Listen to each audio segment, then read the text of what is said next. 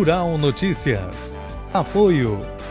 Vence Tudo. Implementos para agricultura de alta performance. Lição pro dia.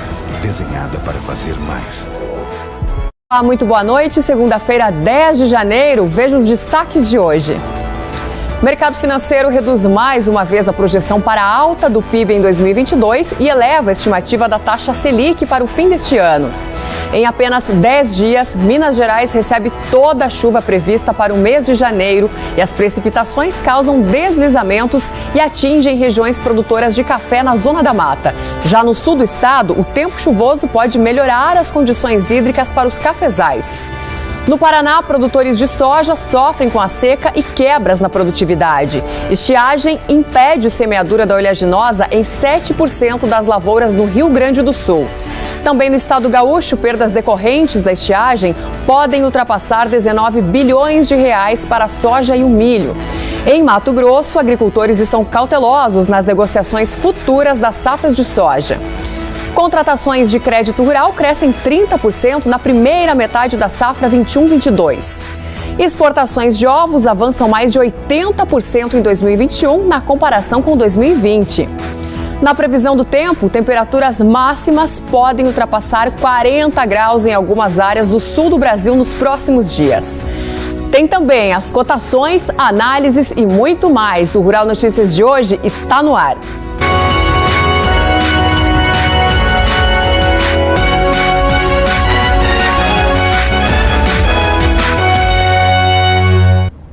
O mercado financeiro reduziu mais uma vez a projeção de alta do PIB em 2022 e elevou a estimativa da taxa básica de juros para o fim deste ano. As informações são do relatório Focus do Banco Central divulgado hoje. A estimativa para o Produto Interno Bruto em 2022 passou de 0,36% para 0,28%. Alteração também na Selic.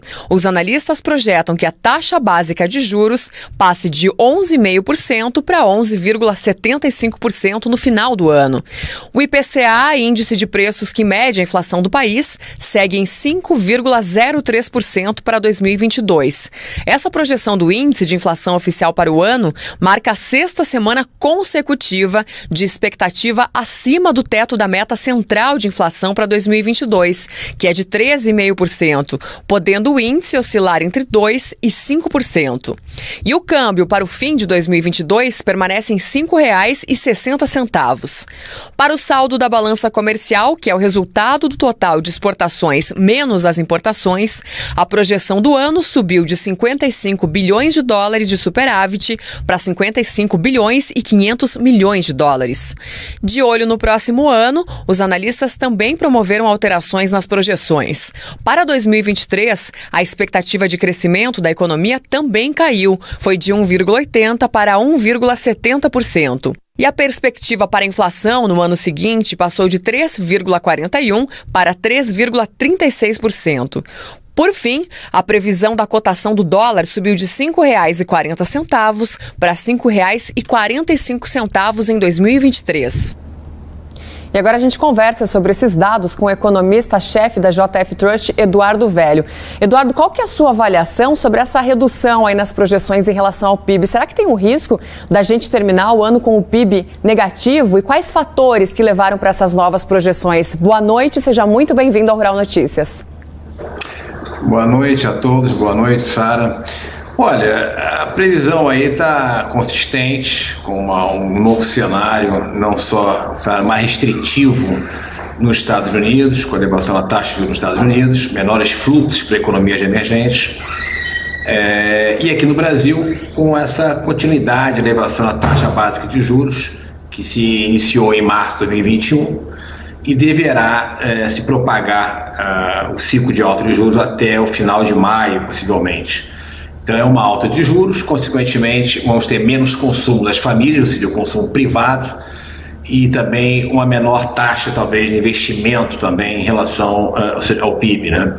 Então é um cenário um pouco também de expectativa, um pouco ainda de imprevisibilidade da política econômica pós eleição presidencial, há muitos ruídos ainda do cenário econômico, das reformas, houve uma estagnação das reformas administrativas, da reforma tributária, as privatizações foram adiadas, então há claramente uma percepção, o fluxo cambial também está sentindo um pouco isso, também há menos entrada de investimento estrangeiro do que se esperava há um ano atrás, então é um contexto geral de certa imprevisibilidade que está gerando esse rebaixamento do crescimento do PIB. Eduardo, você falou rapidamente sobre a taxa Selic. Há espaço, então, para novas altas? E quais que são os principais impactos de mais alta aí na taxa de juros? Bem, a gente acha que pelo menos a taxa de juros vai subir pelo menos para 12%. Eu acho até que na faixa de 12,5% é uma taxa um pouco mais consistente para segurar a inflação em torno de 6% esse ano do IPCA, que já é uma desaceleração.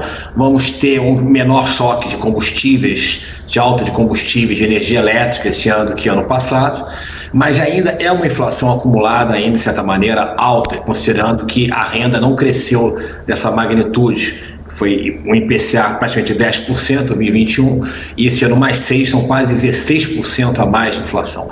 Então me parece que o impacto continua e eu não vejo também alguns sinais também ainda positivos ainda da safra, muito pelo contrário, acho que a safra poderá até ser um pouco pior do que o esperado para esse ano.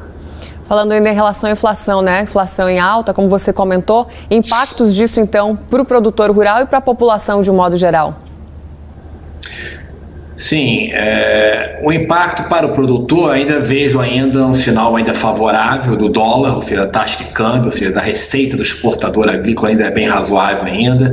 Não há um cenário de queda forte das commodities, muito pelo contrário, eu acho que a desaceleração da economia chinesa ela vai ser de certa maneira controlada através de mais financiamento interno.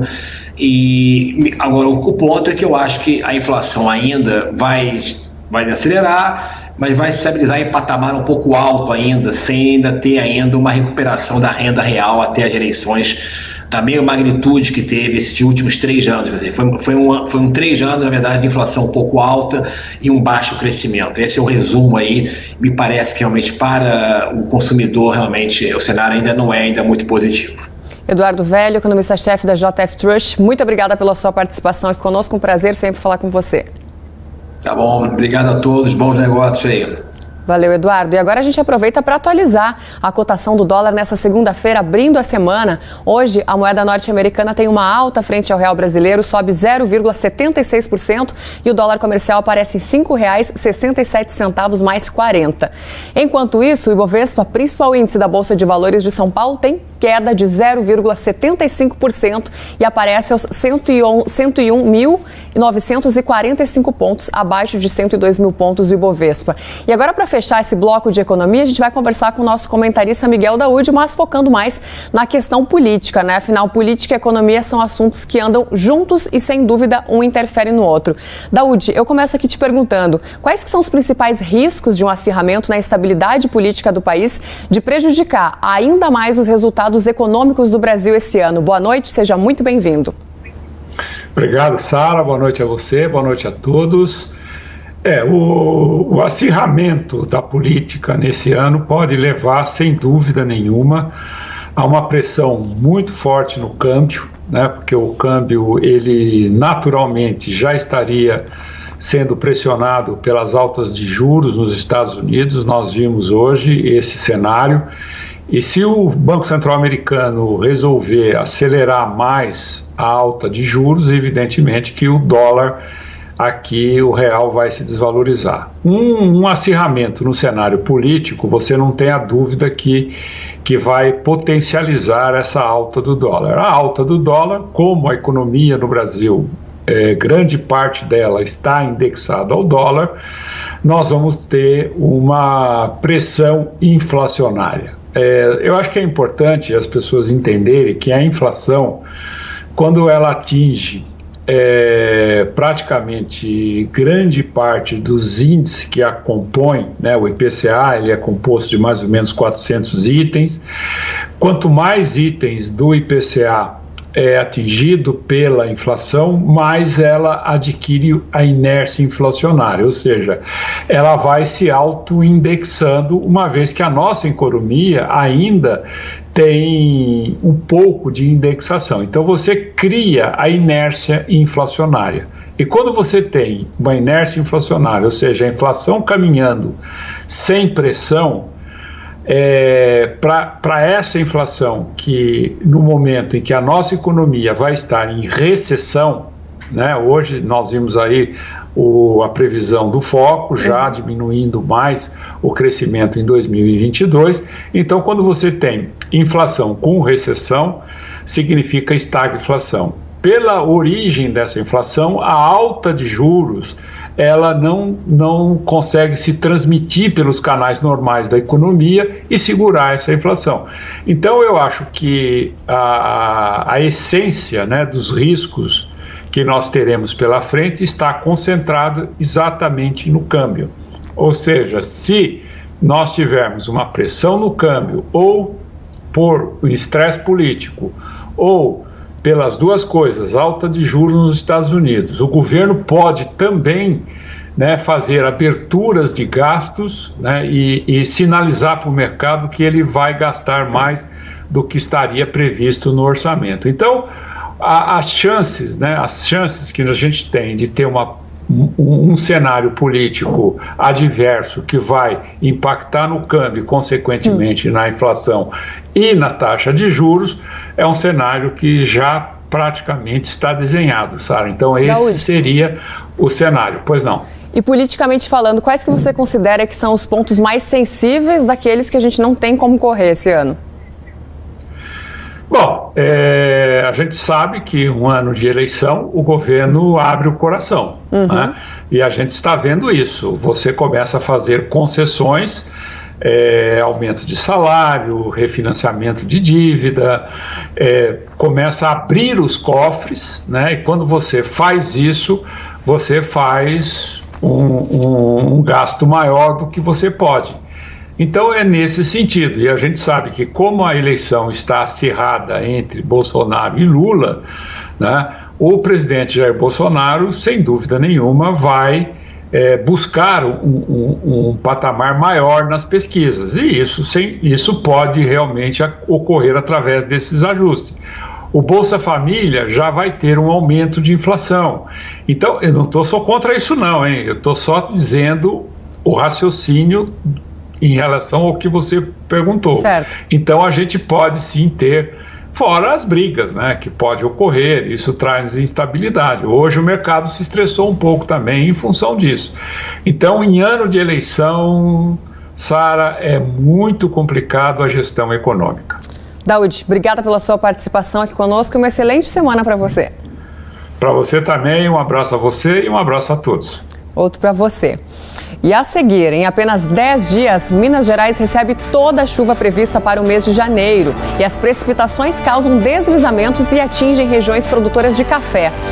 Já no Paraná, produtores de soja sofrem com a seca e quebras de produtividade. É depois do intervalo, não saia daí.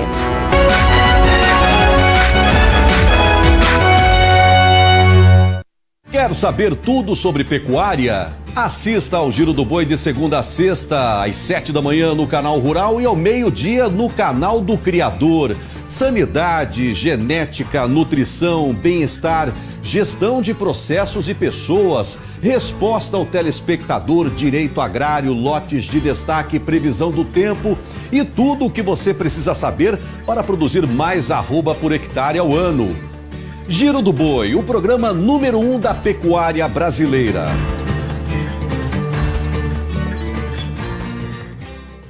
Agora todo o conteúdo do Canal Rural está na palma da sua mão. É isso mesmo! Você pode acessar em qualquer lugar e onde estiver e ter acesso ao melhor conteúdo do agronegócio.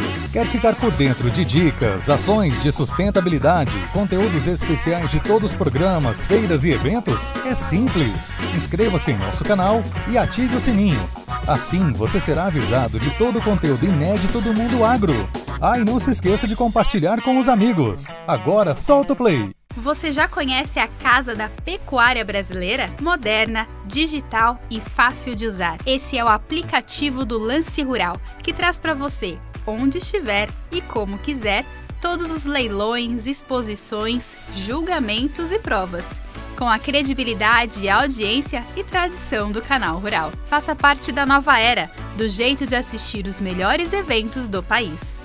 Lance Rural, Canal Rural e Canal do Criador. Juntos, os melhores negócios ao alcance da sua mão. Disponível na App Store e Google Play. O que seria do agro sem as mulheres? O sítio aqui já tinha, e era só café, assim, umas galinhas caipira que a minha avó criava no cercado. Então, quem gostava de mexer com galinha era a minha avó. O meu perfil sempre foi, desde pequena, cuidar das granjas. Eu sempre ajudei, né? Desde que eu era pequena, desde os meus 5, 6 anos que eu tô dentro das granjas. Então, assim, o meu pai fazia as granjas, ele ia embora para as outras construções e eu, a minha irmã, a minha mãe ficava cuidando das granjas. A minha mãe, ela vinha, mas a gente, assim, de vir na granja, eu já vim sozinha, né? Porque eu gostava, né? Eu era pequenininha, então isso aqui é uma coisa que ninguém chamou para vir, eu vim mesmo. Tem projeto de crescer um pouco mais ainda, né? Dá para crescer, sim. Uma homenagem do Ligados e Integrados. Segunda a sexta, às 11h30 da manhã, no Canal Rural.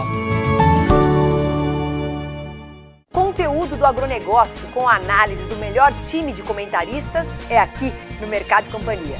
Um programa dinâmico, com notícias de política, economia, preços negociados em bolsa, cotações agrícolas e os fatos que impactam no seu dia a dia. Participe! Envie suas dúvidas, sugestões ou vídeo mostrando como está a sua produção. Anote o WhatsApp 11 98524 0073. Mercado e Companhia.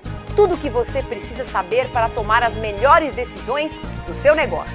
Quem trabalha no campo é, acima de tudo, um otimista. Nutre a esperança no que ainda não brotou. E por mais difícil que possa ser, segue sua história, sempre buscando o que é preciso para colher o melhor. É que alimentar o mundo é um desafio e tanto. E o que motiva a levantar tão cedo todo santo dia. Iara e você, nutrindo hoje para colher sempre.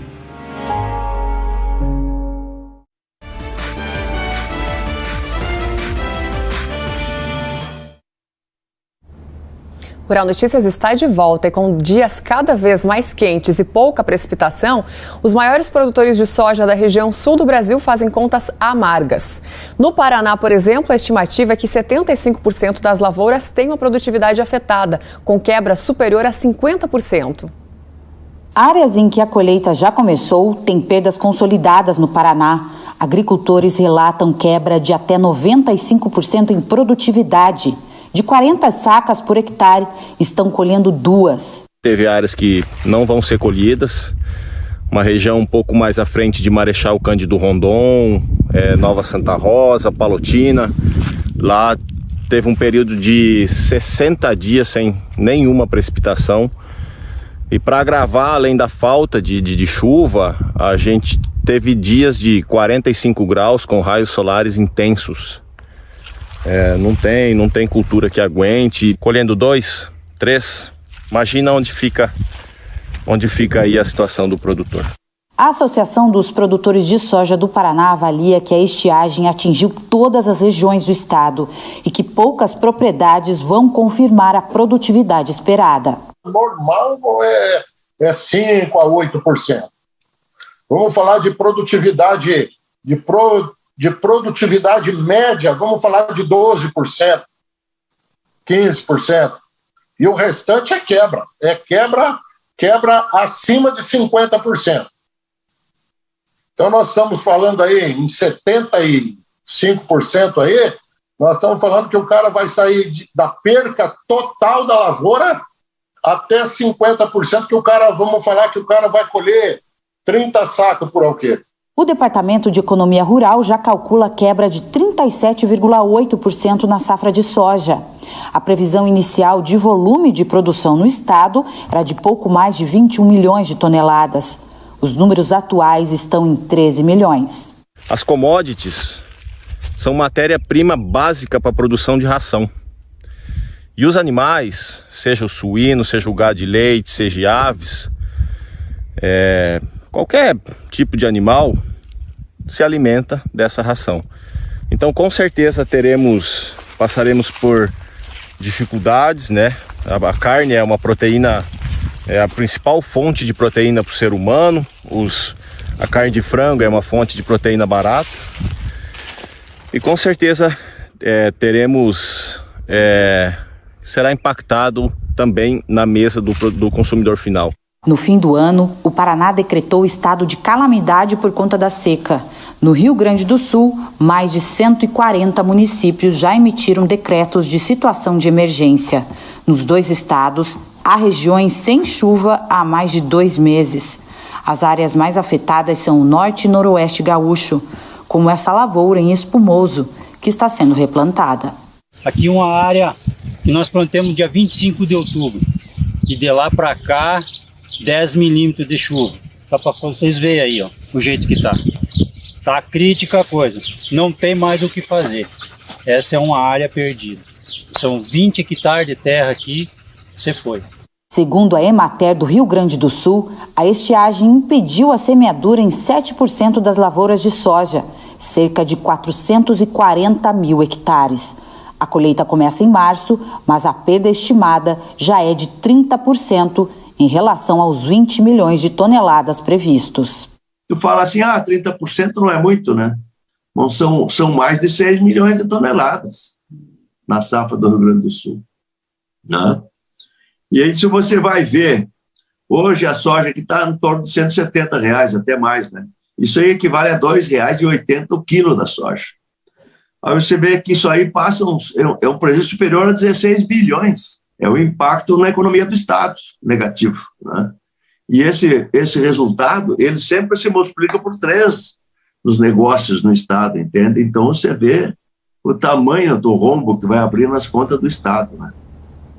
E olha só que contraste, né? Enquanto falta chuva no Rio Grande do Sul, no Paraná e Santa Catarina, em Minas Gerais as chuvas foram mais do que 4 vezes acima do normal nas regiões ao norte do estado e não perdoaram as áreas cafeeiras. Vídeos compartilhados por produtores na internet mostram os estragos em Santa Rosa da Serra, no noroeste de Minas Gerais, onde o excesso de chuvas afetou diversas lavouras. Neste fim de semana, as chuvas intensas também chegaram até a área cafeeira, na zona da Mata Mineira, provocando deslizamento em lavouras de café no município de São Sebastião do Anta, conforme imagens de Luiz Carlos Vinha, compartilhadas pelo Centro do Comércio de Café do Estado de Minas Gerais. Segundo a Federação da Agricultura e Pecuária do Estado, o sistema FAENG, a intensificação das chuvas em Minas está sendo acompanhada junto aos sindicatos e técnicos do programa de assistência para apuração de danos nas diversas cadeias produtivas. A FAENG informa que ainda não tem dados finalizados e que já acionaram o poder público para laudos coletivos nos municípios.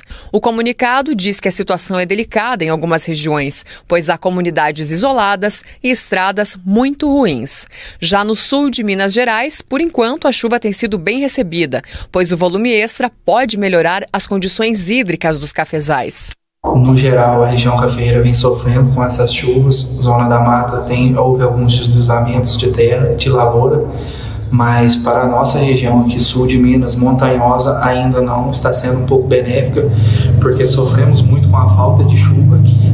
Então agora as lavouras recuperaram, contando que provavelmente irá dar a mesma safra que deu em 2021, em torno de 47 milhões de sacas, né? Então aqui pra gente, aqui provavelmente pode ser que tenha a mesma quantidade de café, então café recuperou bem com essas chuvas, então pra cá, pra gente foi benéfico. No momento, uma grande preocupação é de que os frutos do café, ainda verdes nesta época, caiam e reduzam a produção. De olho nos efeitos das chuvas, o mercado deve seguir com negócios mais isolados. O preço do café hoje fechou em 1.470 bruto, fonte cooperativa. Provavelmente terá, com essas previsões de mais chuvas, esse deslizamento de terra que teve em lavouras na Zona da Mata. Então tá provavelmente, pode ser que dê uma subida, mas vai ser um mercado bem travado esses dias por essas notícias. Então a gente vamos esperar mais aí para ver o quanto vai chover, o que vai ser prejudicial nessas outras regiões, para a gente poder falar melhor de preço. Vamos conferir então os destaques da meteorologia para todo o país. A condição ainda é de chuva no decorrer dos próximos dias na região central do Brasil. Isso porque ainda temos um corredor de umidade, mesmo que a zona de convergência do Atlântico Sul não atue mais de forma bem configurada aqui pelo Brasil Central, ainda tem chuva, e é uma chuva que pode provocar transtornos. Vejam que nos últimos 10 dias, aliás, os primeiros 10 dias do mês de janeiro, já registramos chuvas bastante intensas aqui em Minas Gerais, com acumulados que chegaram perto dos 400 milímetros. Para se ter uma ideia, a média de chuva ali na região é de 320 milímetros ao longo de todo o mês de janeiro. E só nos primeiros 10 dias já tivemos essa chuva bem volumosa aqui na região central de Minas Gerais e também na metade sul. Tivemos uma chuva volumosa também no Rio de Janeiro e parte aqui do Espírito Santo. Choveu bastante também em áreas aqui do Mato Piba e no estado de Mato Grosso. Minas Gerais, como eu falei, é o estado mais afetado. Trouxe aqui algumas cidades para a gente ter uma ideia de como foi a chuva. Em São Lourenço tivemos 310 milímetros acumulados, a média é 323. Falta apenas 4% para atingir a média climatológica do mês de janeiro. Passa 20, tivemos 373 milímetros acumulados, a média é de 300 milímetros, ou seja, cerca de 20 milímetros, 20%, aliás, da média climatológica. Em Contagem, 340 milímetros acumulados, 305 é a média do mês de janeiro, mais ou menos 12% acima do normal para todo o mês, e vem mais chuva aí ao longo dos próximos 5 dias. Ainda temos o corredor de umidade, em 5 dias tem aproximadamente 200 milímetros de chuva previstos para a região, então é uma chuva que pode vir de moderada a forte intensidade e ainda provocar diversos transtornos, além daqueles que já registramos ao longo dos últimos dias. Enquanto isso, lá na região sul do Brasil, tempo firme, especialmente no Rio Grande do Sul. Áreas aqui do Brasil Central que registram chuva frequente e com muita nebulosidade, temos temperaturas mais baixas na casa de 27 graus, o que acaba deixando ainda mais o solo encharcado porque a água não consegue evaporar. Agora, com relação à chuva entre 16 e 20 do mês de janeiro, aí sim teremos uma diminuição das instabilidades aqui na região central do país e volta a chover lá na região sul com a aproximação de uma frente fria. O estado gaúcho pode registrar até 40 milímetros e atenção, porque essa chuva pode vir com temporais, ventanias, granizo e trovoadas em todo o estado gaúcho. Com relação à chuva entre 21 e 25 do mês de janeiro, aí sim volta a chover aqui no Brasil Central, Sudeste e Centro-Oeste com acumulados bastante significativos. E como eu mencionei, as temperaturas estão elevadas lá no Rio Grande do Sul. Os termômetros facilmente passam de 38 graus ao longo dos próximos dias. Em Uruguaiana tem previsão para recorde de calor ao longo desta semana. As temperaturas podem chegar a 43 graus no dia 15 do mês de janeiro e depois cai novamente com a presença da frente fria, com termômetros abaixo de 28 graus. Vem calor por aí, hein? E a seguir, agricultores de Mato Grosso estão cautelosos nas negociações futuras das safras de soja. Depois do intervalo.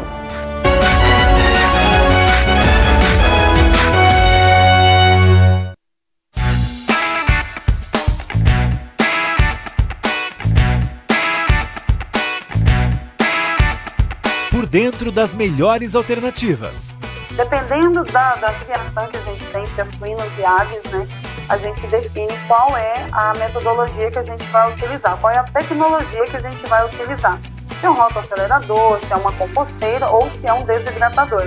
Acompanhando as tendências de consumo. A gente trabalha justamente com grila, que o nosso objetivo é embalar frango inteiro. Então isso está indo para o consumidor, está indo para o mercado, o franguinho ali transparente. Qualquer risquinho que a gente tem na pele, se você pensar enquanto consumidor, você escolhe no mercado melhor.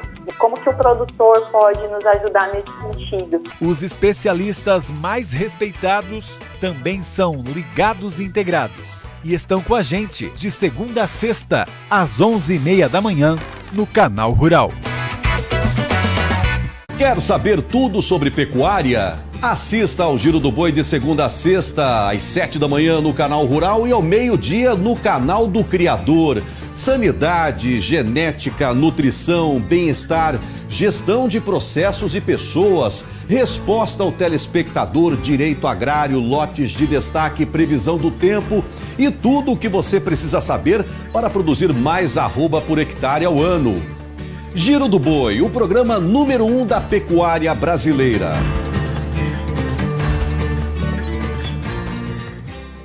Um programa com informações sobre as principais oportunidades de negócio da pecuária nacional, repleto de entrevistas com criadores, assessores pecuários, técnicos, especialistas, enfim, com as principais personalidades que fazem o mercado de leilões acontecer. Esse é o Lance na TV, que você acompanha aqui na tela do Canal Rural, às terças, quartas e sextas, sempre às 8 da noite. Não deixe de assistir, eu espero por você.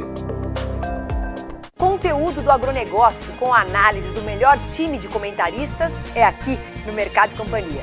Um programa dinâmico, com notícias de política, economia, preços negociados em bolsa, cotações agrícolas e os fatos que impactam no seu dia a dia. Participe! Envie suas dúvidas, sugestões ou vídeo mostrando como está a sua produção. Anote o WhatsApp 11 98524 0073. Mercado e Companhia. Tudo o que você precisa saber para tomar as melhores decisões do seu negócio. Você já conhece a Casa da Pecuária Brasileira? Moderna, digital e fácil de usar. Esse é o aplicativo do Lance Rural, que traz para você, onde estiver e como quiser, todos os leilões, exposições, julgamentos e provas. Com a credibilidade, audiência e tradição do Canal Rural. Faça parte da nova era, do jeito de assistir os melhores eventos do país. Lance Rural, Canal Rural e Canal do Criador. Juntos, os melhores negócios ao alcance da sua mão. Disponível na App Store e Google Play. Quem trabalha no campo é, acima de tudo, um otimista. Nutre a esperança no que ainda não brotou. E por mais difícil que possa ser, segue sua história, sempre buscando o que é preciso para colher o melhor. É que alimentar o mundo é um desafio e tanto. E o que motiva a levantar tão cedo todo santo dia. Iara e você, nutrindo hoje para colher sempre.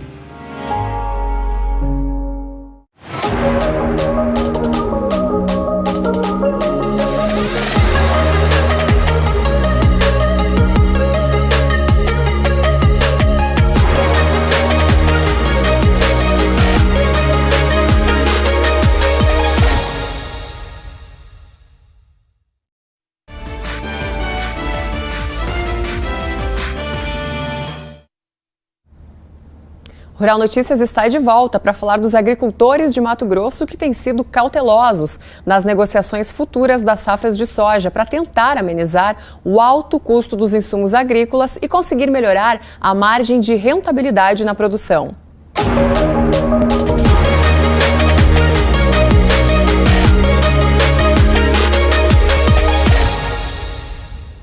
Giovanni está animado com o desenvolvimento da lavoura de soja cultivada nos 4.300 hectares da propriedade em Jaciara. O agricultor espera obter boa produtividade nesta safra, mas a escassez de insumos para os tratos culturais ainda preocupam. A lavoura está bem instalada, está bem formada, o clima está correndo bem. Em termos de produção, a gente calcula uns 60 sacos, até uns 65 sacos, e acho que nós conseguimos colher. Mas agora os dessecantes, os produtos que vai usar na lavoura aqui para frente, tanto o dessecante quanto glifosato, esses produtos aí, ó, tá tudo em farto do mercado e não tem perspectiva que vai entregar. Ninguém fala se vai entregar, não vai entregar. Tá aquela coisa, só fala que não tem e não sabe se vai ter. Você faz um planejamento e fazer as coisas, tem que ser feito daquele jeito.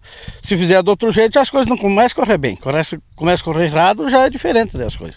Incerteza que deixa o agricultor apreensivo em relação aos custos de produção e mais cauteloso na comercialização desta safra. Até agora, ele negociou apenas 25% da produção que espera colher. Adianta você ganhar 160, 170 reais num saco de soja, o saco de soja vai ter que custar 150.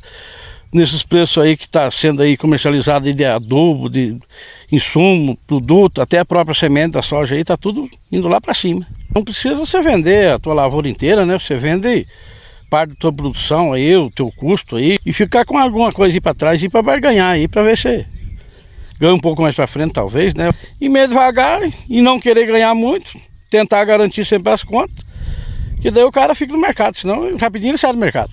Não dá conta, não. Não dá conta. O cara tomar um ré aí numa safra de soja, os custos são muito altos, é difícil você recuperar depois. De acordo com o Instituto Mato Grossense de Economia Agropecuária, IMEA, as vendas de soja em Mato Grosso alcançaram 46,3% da produção prevista, volume abaixo do registrado nesta mesma época do ano passado, quando as vendas já alcançavam mais de 66% do total. Antes mesmo da colheita desta safra, os agricultores já deram início à negociação da soja, que só vai ser colhida em 2023. Pouco mais de 6% da produção prevista foram vendidos, segundo o IMEA. O volume supera a média histórica para o período, mas é bastante inferior ao que já estava negociado nesta mesma época do ano passado, quando quase 13% da produção estavam comprometidos. A diferença retrata a cautela dos agricultores diante do cenário de alta dos insumos. O adubo triplicou de preço, glifosato triplicou de preço, não sabe nem se vai ter. Então, assim, o produtor está num beco sem saída. Ficou pior de quando o preço estava mais baixo, porque a mercadoria dele, que é o adubo, a semente e os químicos, triplicou de preço. Então, o produtor vendendo hoje soja 150, 145, não sabe nem se vai ter renda. Optamos essa estratégia, não vender e esperar o melhor momento para fazer a compra e fazer a venda também. Esse momento que a gente já vinha de alta de insumos para essa safra, acaba pesando ainda mais para a safra do ano que vem. Então o produtor para a safra 22-23 já projeta, até no primeiro curso que a gente divulgou lá para a safra de soja, com incrementos superiores a 50% dentro do custeio. E dentro desse custeio, principalmente fertilizantes e defensivos, pesando bastante essa conta, a gente já observa e o produtor realmente deve ter uma safra mais cara no próximo ano. Mudando de assunto agora, as exportações brasileiras de frutas superaram $1 bilhão em 2021. O resultado foi divulgado hoje pelo CEPEA, o Centro de Estudos Avançados em Economia Aplicada. Com base em dados da Secretaria de Comércio Exterior, a SECEX, o CEPEA confirmou que o Brasil exportou volume recorde superior a 1.190.000 quilos de frutas em 2021. O volume representa uma alta de 18% frente a 2020. Já em receita, foram arrecadados mais de $1 bilhão e 100 milhões, um avanço de 19% na mesma comparação. De acordo com a análise do CEPEA, os embarques brasileiros de frutas foram favorecidos pelo dólar e pelo euro frente ao real, além de oferta firme de algumas frutas, como manga, uva e maçã. A expectativa para este ano é de dólar ainda firme e demanda externa aquecida, e mercado doméstico em ritmo lento, como resultado das projeções econômicas pouco animadoras no país. Em relação à oferta para 2022, a perspectiva é de redução, pois algumas regiões importantes para a fruticultura, como o Vale do São Francisco, estão enfrentando chuvas frequentes, e isso pode comprometer a produtividade e a qualidade das frutas. Por outro lado, regiões produtoras no sul do país sofrem com a seca. A produção de maçã Fuji, por exemplo, somada à bienalidade negativa no Rio Grande do Sul, pode ter redução de disponibilidade.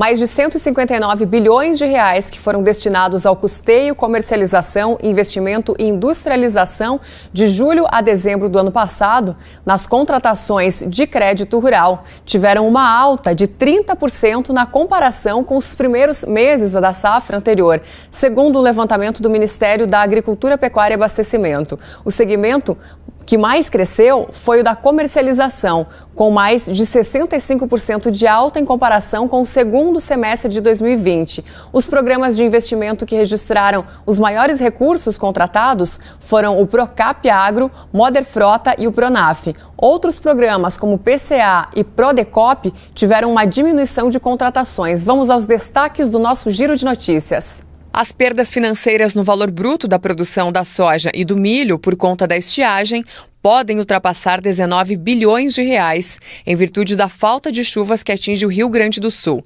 Essa estimativa faz parte de um levantamento realizado pela Federação das Cooperativas Agropecuárias do Estado. Na soja, o impacto supera 14 bilhões de reais que os produtores vão deixar de comercializar. Já no milho, as perdas financeiras são um pouco maiores do que 5 bilhões de reais. As vendas de ovos para o mercado internacional, considerando produtos in natura e processados, totalizaram 11.300 toneladas em 2021, de acordo com a Associação Brasileira de Proteína Animal. De acordo com o levantamento da BPA, o número superou em 81,5% o total exportado em 2020.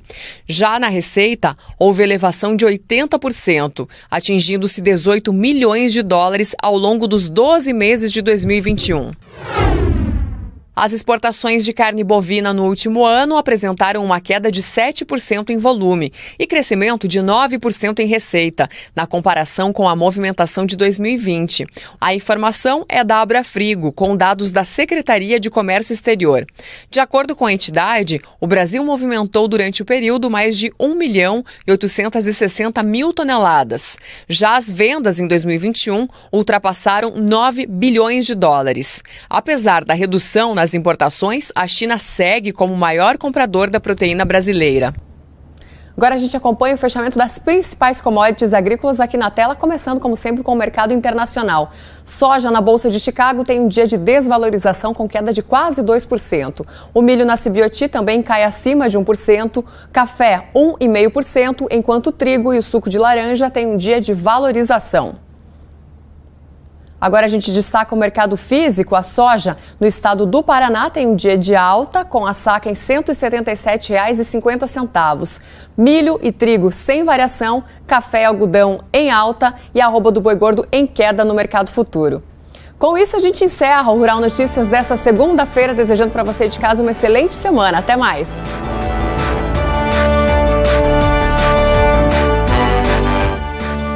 Rural Notícias. Apoio. Vence Tudo. Implementos para agricultura de alta performance. Lição pro dia. Desenhada para fazer mais. Conteúdo do agronegócio com a análise do melhor time de comentaristas é aqui no Mercado e Companhia. Um programa dinâmico, com notícias de política, economia